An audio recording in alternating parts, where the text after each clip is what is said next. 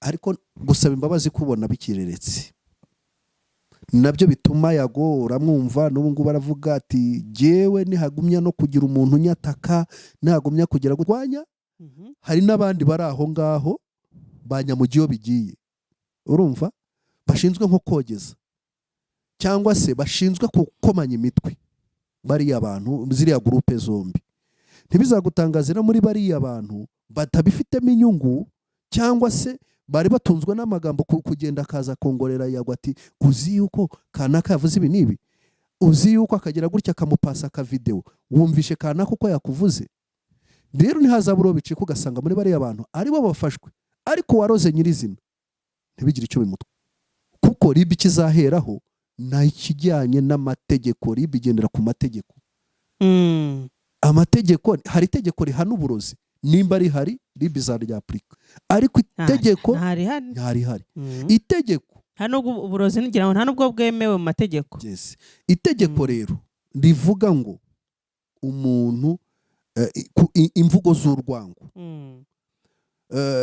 ingengabitekerezo ya jenoside no kwihembera ngabana ngo ni inkuru zo ku muhanda nibakora inkuru zo ku muhanda ariko zifite icyo zimariye abanyamuhanda kandi namwe nimba zinabinjiriza zibinje ariko mwikoresha inkuru kugira ngo dusenye umwe ku wundi twafatanyije tukazamuka ugacuruza abantu ugiye hariya muri mike cyangwa na hehe abantu ntibacuruzi amajinisi ari abantu 10 begeranye imiryango yose hari utadakoze ku ifaranga se reka kuki se muri showbiz umwe atakora undi agakora kandi bakagera ku ntego zabo hatabayemo guhangana no kurya mu yandi magambo uti reka bareke indambi urwango amatiku kwikubira ishyari ibyo ngibyo nibyo bizarimbura abanyarwanda nimba batabiretse rwose kwa heri tuzirimbura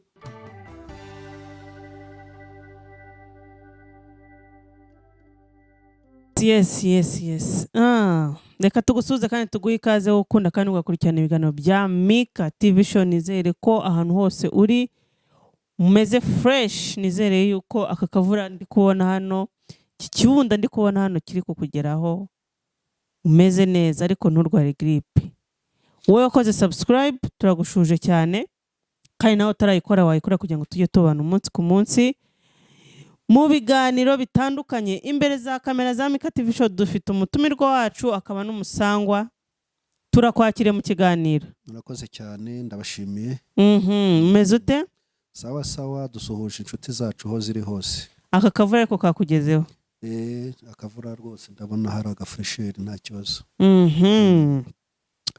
right ubwo twe turi kumwe ku munsi w'ejo baravuze ati ibi bintu turimo ko mbona atari urucabana ari urucabakuru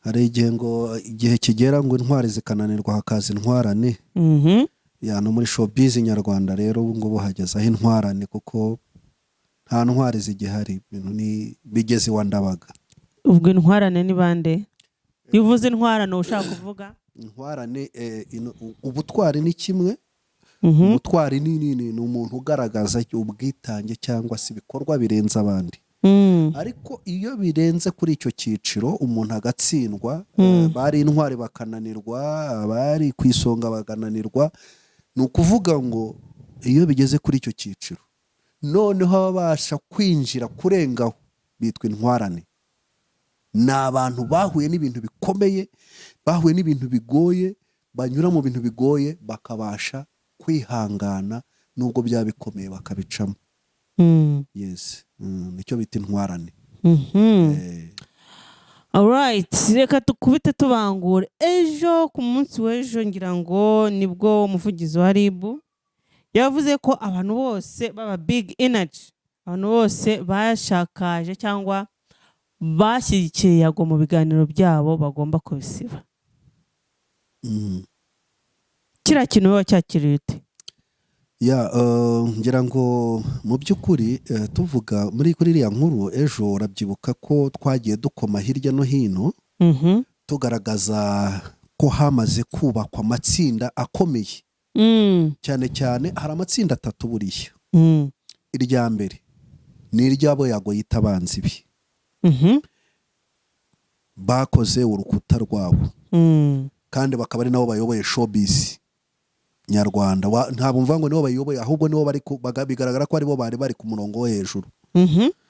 Hakaza rero abandi bari ku rukuta nanone rwa Yago, aribo ngabo baba Big Energy. Hakaza n'abandi twakwitwa ngo ni indorerezi cyangwa se interanamacumu, babandi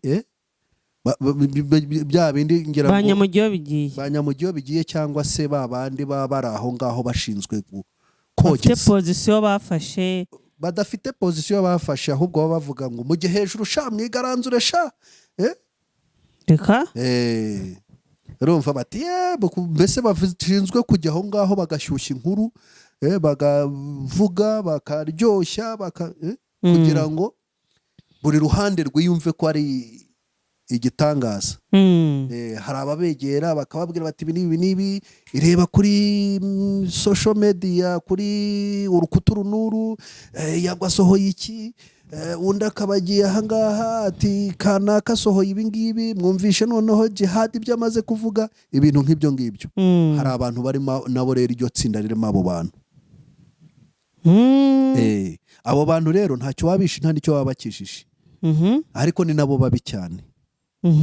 Burya naba nugira position akayigaragaza, uwo nguwo na ruriya rwego rwa RIB rushinzwe gufata imyanzuro no kugera gute no gukurikira. Bikaba ari byo rero bituma ngira ngo kugeza kuri aka kanya umuntu witwa Yago akikomanga mu gatuza avuga ati ndacyafite bombe inyuma, umuntu wese uzatinyuka akavuga mu izina ryanjye akanyataka akibeshya ikintu icyo ari cyo cyose nzarekura bombe kandi ntamubabariye. None se wowe ubona atari byo?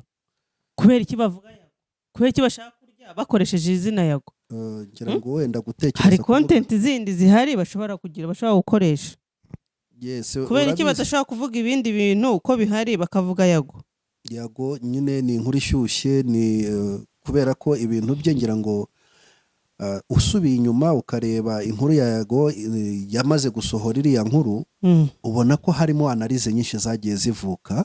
Hariho ibintu bishya dutumenyereye muri showbiz, ibintu byo kuba abantu bagerageza nko gukereya nka content, bakabasha ko kuba bagakira nk'ikintu. Urabizi ko na RIB, umukuru wa RIB ajya aravuga ati bino bintu bijya gutangira twabibonye nkaho ari ibintu bisanzwe byo muri showbiz, kwa kundi bakereya aga content bya bindi bitangwa na amaplank, ati niko twabyatangiye tubibona. Ariko noneho ikintu kitari gisanzwe cyaje mu nkuru ya Yago cyasize nkaho kinakangura abantu, kuko Yago aratuba bivuga yuko hari abantu bamugendaho, hari abantu bihariye urubuga cyane cyane bimwe byatumye ahagarika kuba yakoreye kuri YouTube. Ariko noneho ikintu cyarenze kigasa nkaho gikangura abantu cyangwa se na RIB kikayikangura, nuko yatangiye kwataka noneho akazanamo n'ibintu by'amacakubiri. Icyo kintu rero kimaze kuzamo, buri muntu uwo ari we wese aho tugeze mu by'ukuri abanyarwanda, amateka y'u Rwanda turayazi, amateka yacu turayasobanukiwe, umwaka ku wundi twibuka jenoside yakorewe abatutsi, yaba bato n'abakuru. Dusobanukiwe jenoside icyo ari cyo, tuzi icyayiteye, tuzi icyayihembereye, ni urwango. Urwango rero iyo rugeze kuri iriya nivo ukageraho uvuga umuntu ukanagaragaza yuko ukamwita izina, ibintu by'amoko twarabirenze, tumaze kugira ngira ngo bakuraho irangamuntu zifite amoko, ni ukugira ngo abantu bose bibonye nk'abanyarwanda. Abantu ni abanyarwanda. Iyo umuntu rero umuhamagaye ukamuhamagara mu gisekuru ukamubwira nimba na se yarakoze ibi n'ibi, tuzi ko icyaha ari gatozi, tuzi yuko ntawe uhitamo aho avukira, tuzi yuko ntawe ahisemo aho avukira. Icyo kintu rero cyashushe nkaho cyarerita abantu, cyashushe nkaho cyarerita n'inzego z'ubuyobozi na RIB, kugira ngo babone yuko nyuma ya kiriya kintu koko hari ibindi bintu byinshi kandi bikomeye. Nyuma yaho biza no kugaragara yuko hasa nkaho hari inkuta ebyiri zisa nkaho zipezanye, kuko ukurikiye mu nkuru zose zagiye zitambuka ukagenda ureba ibintu byose byatambutse byagiye bivugwa, haba ku masocial media, abantu bose bagerageje kuvuga inkuru kuri Yago, cyane cyane wenda ababashije kugaragaza ko yakoze amakosa. hari gurupe yitwa Big Energy uwabonye yuko muri komenti izo zose ntibatinye kwigaragaza, baravuze ngo Yago big up tukuri inyuma. Bivuze ngo rero ibintu nk'ibyo ngibyo bitangiye abandi bakavuga batukana, bihita bigira gute, bigaragara yuko harimo ikibazo. Ari nayo mpamvu RIB bivuga ngo aba bantu ni bantu bose izi nkuru, aba bantu nibaramuka bagamaze kugaragaza iki kintu, bagaragaza kugumya kuresista kuri iki kintu, tugiye kubakurikirana. Ibintu Yago yavuze harimo amarozi, harimo ishyari ariryo ryaganishije ku marozi, harimo kwimana abatumirwa cyangwa kubakumira kugira ngo batajya kwa Yago. Harimo ibintu byinshi cyane, ariko reka twigarukire ku kintu kijyanye n'amarozi. RIB yavuze yuko ibiganiro byose bishyigikira Yago, umuntu wese wakoze ikiganiro gishyigikira Yago cyangwa cy'aba Big Energy kigomba gusibwa, kandi ivuga yuko ugiye kubyinjiramo umunyabyaha wese agahanwa. Ngira ngo bavuze nabo ba Jackie, bavuze witwa Fata ku mavuta yagarutsweho, uriya ni nyirabayazana ukomeye muri showbiz. Ariko tutaragera aho ngaho, ikintu cyitwa amarozi RIB iraza kugikontorora gute muri social media? Ni gute RIB iri bukontorore amarozi? Ko ari nacyo kintu gikomeye. Kuba umuntu ashaka kujya hari akavuga ngo so yageze gutya, ibyo ngibyo yabireka, ariko ni gute RIB iri bukontorore ikintu cyitwa uburozi? Ko ari nacyo kintu gikomeye. Reka turebere muri iyi angle yo kuvuga ngo amarozi, ese amarozi tuyapimisha iki? Icyo nicyo cya mbere. Amarozi ngira ngo agaragara no kwa muganga, ni amarozi ashobora kuba akorewe ku bintu bituruka ku bunyabutabire, shimi. Icyo ngicyo nicyo kigaragara. Amarozi aya ngaya bita gakondo, abo ngabo bavuga ngo injangwe ngo zararaga zigenda, ibyo bintu se RIB yabishobora gute? Ariko uburozi bwa mbere buriya buturuka mu rurimi. Ni ukuvuga ngo nimba umuntu akubwiye ngo nzakwica, ashobora kubivuga wenda ari ugukanga, ariko noneho nimba umuntu avuze ngo ndakwanga nzanakwica, kukwanga ni kimwe no kukwica ni ikindi. Ni ukuvuga ngo nimba bano bantu bagaragaza imvugo z'urwago, ni ukuvuga ngo uba utanze amakuru, RIB rero izagira gute? Izakurikirana abo ishobora kubona bafite ibimenyetso. Bariya abantu bafite ibimenyetso rero ntibizarwanya.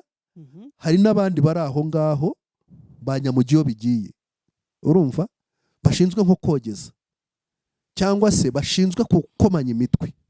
Bariya abantu, ziriya gurupe zombi, ntibizagutangaze no muri bariya bantu batabifitemo inyungu, cyangwa se bari batunzwe n'amagambo kugenda akaza kongorera Yago ati uzi yuko kanaka yavuze ibi nibi, uzi yuko akagira gutya akamupasa ka video, wumvishe kanaka uko yakuvuze.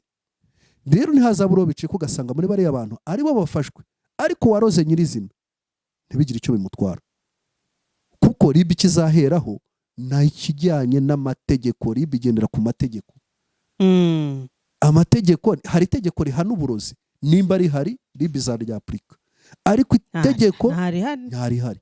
Itegeko hano uburozi ngira ngo nta nubwo bwemewe mu mategeko. Yes. Itegeko rero rivuga ngo umuntu imvugo z'urwango, ingengabitekerezo ya jenoside no kwihembera, gutukana mu ruhame, gusebanya, ibyo ni ibyaha bihanwa biri mu itegeko nshinga ry'u Rwanda, rya Repubulika y'u Rwanda. Yego. So abo rero nibo bagiye gufatwa, nibo barozi ba mbere.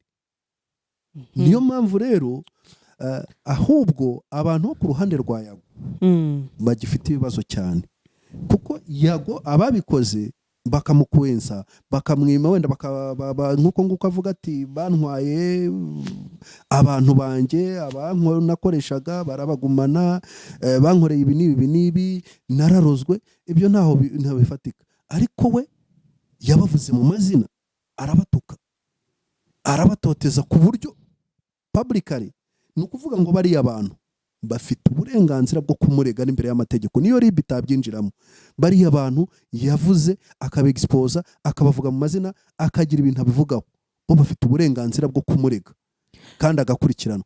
Ariko we ibyo bamukoreye, niyo mpamvu navuze ngo buriya nicyo kintu nongeye kujyaho, buriya ntiyabaye umwana. Navuze Yago yabaye umwana, Yago agiye kuzaba nk'awa mwana muri udakurwa urutozi, kuko ibyo avuga ngo amaze imyaka inatotezwa.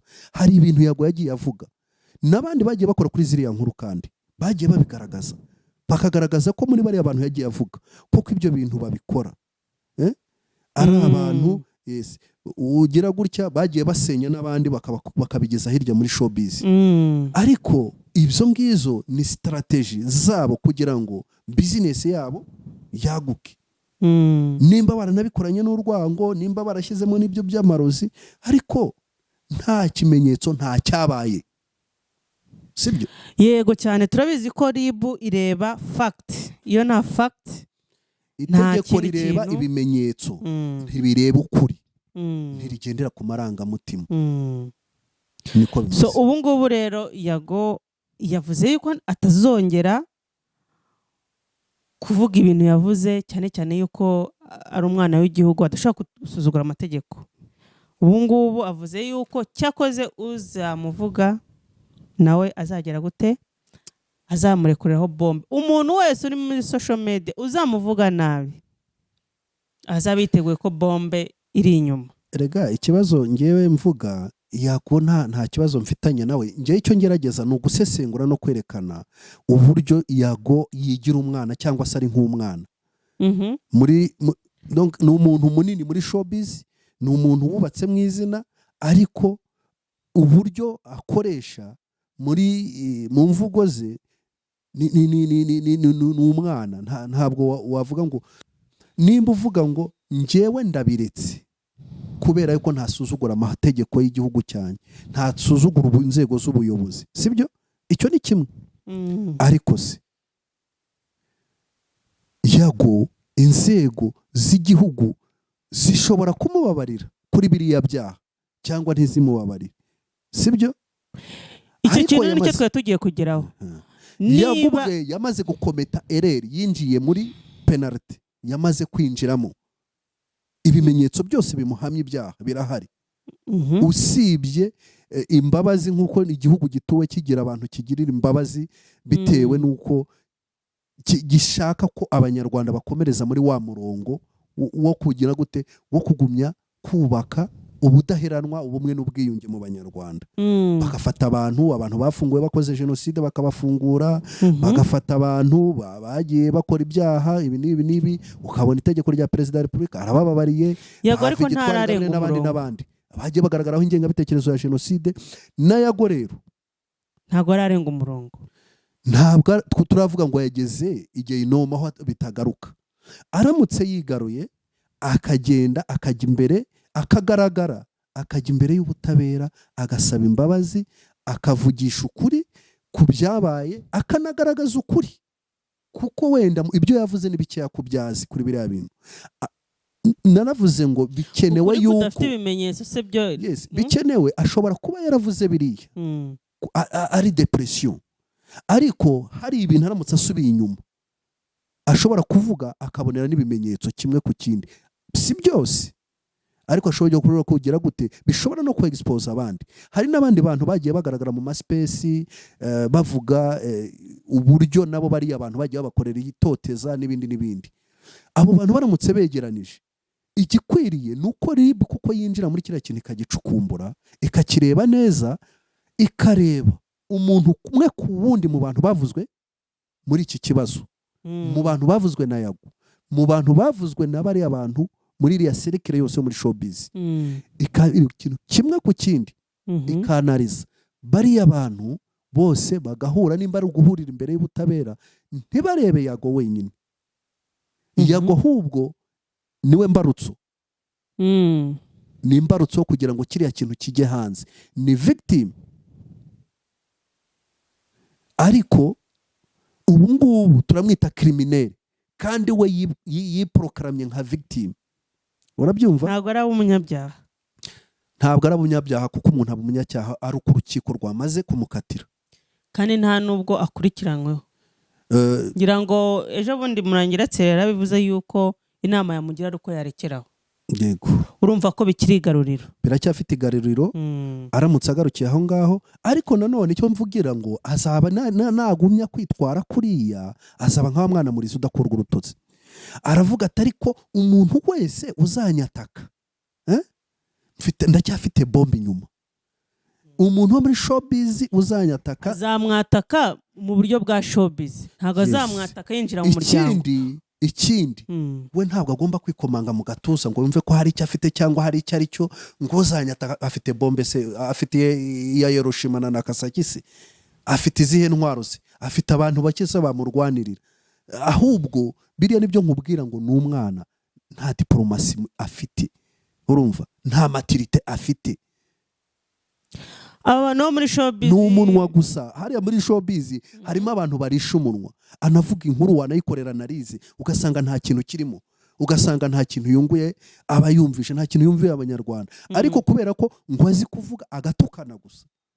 So ibyo ngibyo nibyo bintu muri showbiz, ni nabyo bintu RIB yagarutseho yuko abantu byo bakwiye gukora gutukana, ibintu showbiz byo kuvuga bagapromotinga ibikorwa byiza, bagapromotinga umuziki, bagapromotinga umupira, bakagira gute, ariko inyungu ihari mu gusebanya no gusenyera umuntu famiye no kuvuga ko kanaka umugore we yamuciye inyuma, no ibyo ngibyo byatwungura iki muri showbiz y'u Rwanda? Byadufasha iki? Yagore mu bantu yagarutseho, yagarutse ku muntu witwa Mutesi Scovia. Bati baramwogeje nawe ariyogeza. Uyu nguyu w'ejo bundi ni gute amategeko umurongo wo kugenderaho? Akubura Mutesi Scovia arasari ko se yakoze, ariko nizera yuko Mutesi Scovia agiye numva inkuru ye, numva yuko yakoze analize nk'abandi bose. Ni inkuru yasohotse zo ku mihanda, nawe arayiterura nk'uko aterura izindi zose arayanaliza. Nimba hari ikintu amurega ko yaba yaramwatatse gishobora kuba cyakweexpose Scovia mu buryo bw'amategeko, yakwegera inzego zibishinzwe. Ariko kuba amwibasira kubera ko yavuze yagiye muri showbiz akavuga ku nkuru, agatanga inkuru ijyanye n'inkuru ikomoka ku byo Yago yakoze, nta gikosa yakoze. Ntago yamwibasiye, ariko akantu ukoresheje ntago ari keza. Ntago yamwibasiye, nawe yamushubije, kuko niba Mutesi Scovia yarinjiye mu mwandiko, yes, reka nawe bagomba kumuvugaho. Dukoresha amagambo yakoresheje, aravuga ngo niyongera kuvugaho Scovia uvutse ejo bundi w'umwana. Yeriga Yago, icyo mbabwira, Yago ni nk'abana bita babajeyi, barezwe bajeyi. Yago hari ahantu yageze yumva yuko ngira ngo icyo kintu cyo kuvuga ngo Scovia uvutse ejo bundi w'umwana ni ukuvuga ngo ni muri social, muri showbiz ni uw'ejo bundi, ni umu-YouTuber w'ejo bundi. Agarukaho ugasanga nanone ni ishyari ry'uko bariya bavutse baramurenga.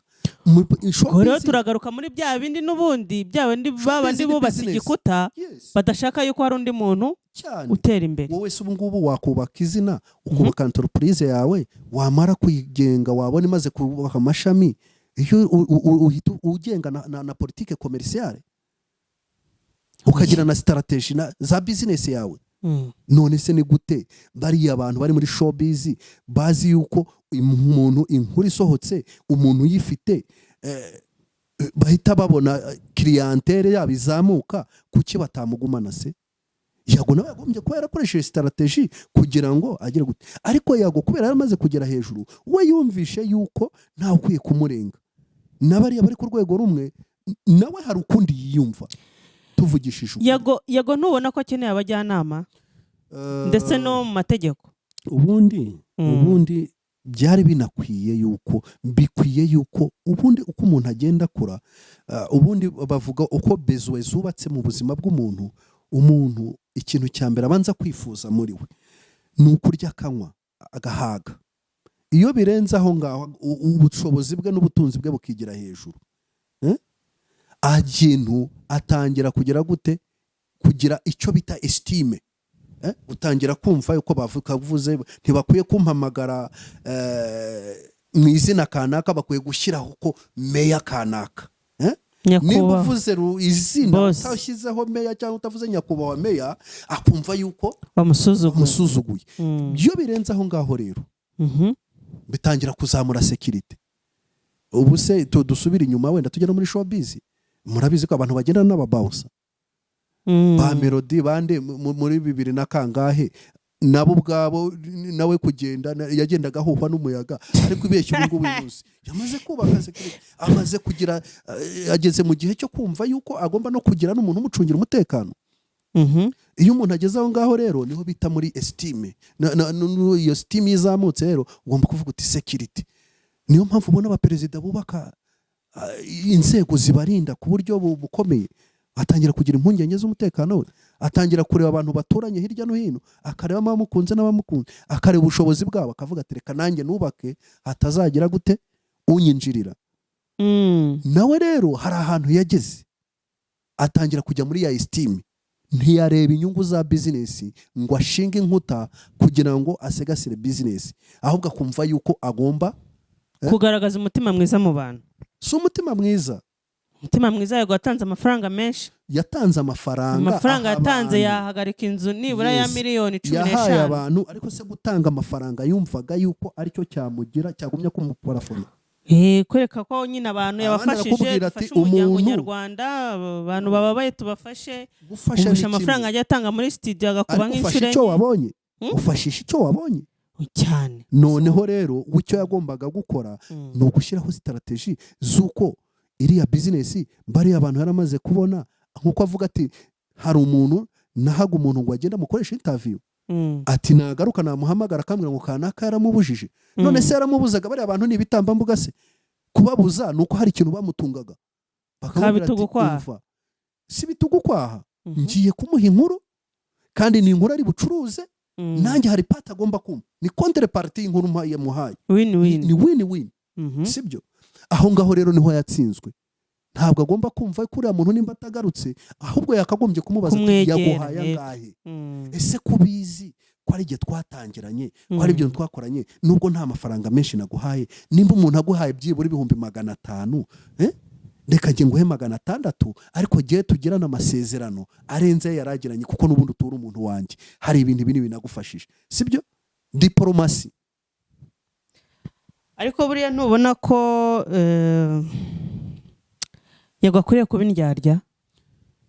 Ni ukuvuga ngo akantu k'uburyarya kagomba kuza. Reka nkubwire, niko buriya abanyarwanda ubundi ni nk'abanyamerika. Burya umunyamerika murahora ati hi, ariko mu mugongo we haba hari ibindi bintu atekereza.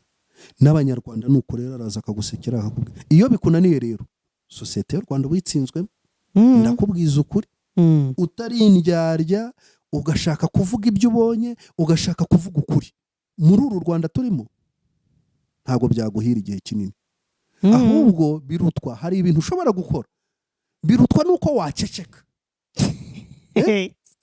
La science ukajya gusa, la science tu none bakavuga ngo hari akantu uvuze niko nka buriya yago biriya bintu bamuvuze, iyo aza kubyihora akakumya akikorera ibiganiro, bari kuba baracecetse. Ahubwo agacunga muri wa mutwe bazamukiyemo nk'ukina igisoro, agahita akubita muri wa mutwe nawe bucece atavuze, akamenya uriya muntu kuki bamumukuyeho, niki bakoresheje, nawe agakoresha izindi strategy kugira ngo wa muntu amugarure. Niko business ya ariko w'ibintu yakoze yashatse kugaragaza jewe barandenganya, icyo dupfa ni iki, banyise amazina, none se ko bayamwise nawe nayabise, noneho nawe arayabise. Ubwo se ko bayamwise bo ntibabishyire ku mugaragaro kuko bishobora kubabera icyaha. Ubu ngubu ni ikihe kimenyetso ashobora kugaragaza yuko bamwise amazina? Ariko we yarabivuze bijya muri showbiz. Hari umuntu ejo twahoze tuganira arambwira ngo yago noneho bajya bamutsinda abo yitabanze bamufite neza cyane. Reka nkubwire ukuri, kuba umuntu ashaka kukwataka silenciezement, reka nkubwire ukuri, aho yagwageze uyu munsi usibye gutabarwa n'inzego z'igihugu no gutabarwa n'igihugu, nk'uko yavuze ati ndi umwana w'igihugu, igihugu kikaba aricyo cyamugarura kikamubwira kiti waratanye, garuka hano wagahunguwe, wicare mu bandi, ureke kuvuga ibitavugwa, ureke gukora ibidakorwa, bamubatize nk'uko babatije abandi. Ariko ubundi Yago bariya abantu baramufashe, baramuzamura, baramushungura, arabyimba mu mutwe, arabyimba mu mutima, ageze aho arabasitinga. Ni nko guhanuka ukikubita hasi ukameneka. Avuga ibitavugwa, akora ibitakorwa. Sosiyete yizana ngo sosiyete uko yevoriwe, yevoriwe n'amategeko. Uyu munsi kera ntitwagiraga itegeko rihana ingengabitekerezo ya jenoside, ntitwagiraga itegeko rihana ivangura, ntitwagiraga iki. Ariko uyu munsi rirahari kubera ko sosiyete yacu nta tegeko rivuka, itegeko rivuka kubera ko hamaze kugaragara icyaha.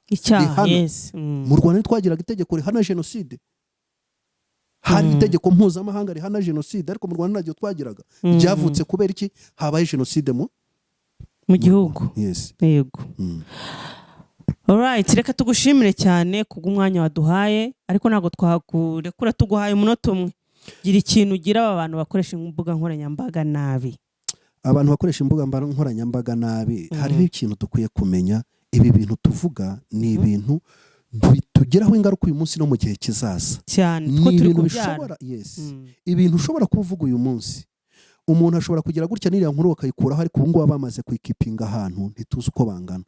Iyi nkuru ikazakugaruka mu myaka 30 iri imbere, cyangwa ikazagaruka ku bana bawe. Rero nimureke dukore iyi showbiz tugamije kungura inama sosiyete, dukomeje kubaka sosiyete yacu, dukomeje kubaka ubumwe bwacu. Twikoresha showbiz haba n'ubucuruzi, ariko ubucuruzi tubukoze tuvuga ibyiza, aricyo byaba bitwaye. Ntacyo. Tureke kwikoresha kugira ngo dusenyane, dukoreshe two kugira ngo turwa. Kuki nimba umuntu akora nawe ugakora akaganya? Nahoze ntanga urugero rw'Abanyanigeria. Muzarebe umuhindi yaje yigamira. Mwari mwabona umuhindi uza akajya gukorera Umunyanigeria cyangwa akajya gukorera Umunyarwanda? Nta Banyarwanda afite amafaranga, ariko aragenda agakorera kuri mwene wabo akahasonzera. Ngenda bizi nabanye nabo za Maputo, za South Africa, narababonye. Aremera akahajya akamugenera icyo amugeneye gake gake, ariko akabanza akahakura, akiga akazi kwanza, icya kabiri connection, akahakura icyizere, akitwara neza kuri shebuja, akahakura icyizere, icya gatatu shebuja aramuremera akamugira umuntu, nawe ejo akagenda muri uwo mujyo, nawe ejo akakira uwundi. Niyo mpamvu usanga sosiyete yabo imeze gutya. Natwe rero twagakombye gukora showbiz, twagakombye kubaka ibyo twubaka duhereye ku musingi w'ubumwe, no kugira ngo twubake ibyiza, twe kongera gusubirana mu njyane, cyangwa se twe kujya duhinyurana. Erega burya ikintu kibi gituruka hehe? Ni mu guhinyurana no gusuzugurana. Ni mu kwitana amazina. Wikwita umuntu diable.